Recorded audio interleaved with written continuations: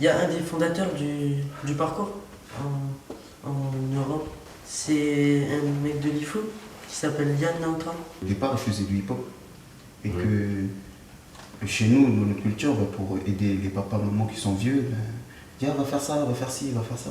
Faut cueillir les cocos. La grand-mère dit ça, les frères ils montent, ils cueillent, puis mon sein qui tombe, il trouve une fin pour se rattraper.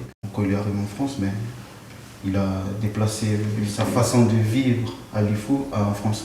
Avec un minimum d'objets, faut essayer de faire le maximum de figures dessus. Plus il y aura de scènes, plus il y aura de figures à faire. L'art du déplacement, par exemple, il y a un escalier, les gens ils vont prendre l'escalier, nous on va trouver une parade pour essayer de pas le prendre, aller plus vite. Moi je pratique ça plus comme une passion, c'est un état d'esprit surtout. Il y a l'esprit de partage. Dans le hip-hop, il y a beaucoup d'esprit de compétition. Yamakasi, il n'y a pas d'esprit de compétition, c'est surtout le partage. Mais en fait, on n'a pas trop le droit de faire là où on fait. Alors, explique-moi ça, c'est-à-dire qui c'est qui a dû vous expliquer ça, quoi, par exemple? La police. Pour eux, on est des délinquants, on fout la merde. Enfin, non, c'est pas ça, c'est parce qu'on incite les jeunes à faire ça, et comme c'est un truc dangereux, il y en a qui peuvent devenir handicapés, voilà.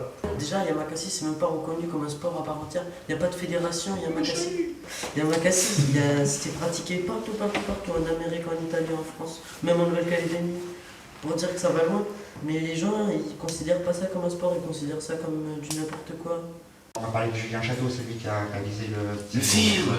Voilà, donc parlez de ça un peu, comment ça s'est passé, comment on vous a appelé. Au départ, c'était un film qu'on devait faire moi, mon frère jumeau, parce que j'ai un frère jumeau qui est dans une structure associative qui travaille dans l'informatique.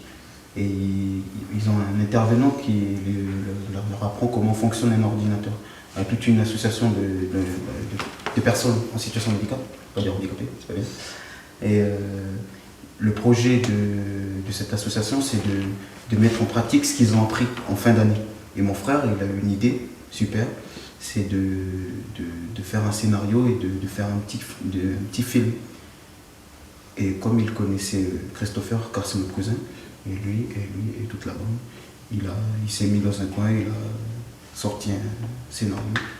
Et voilà, Donc le scénario est de... Voilà.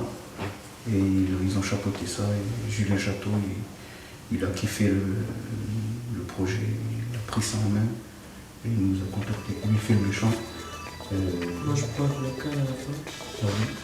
Tu expliques. J'explique. Oui, tu expliques.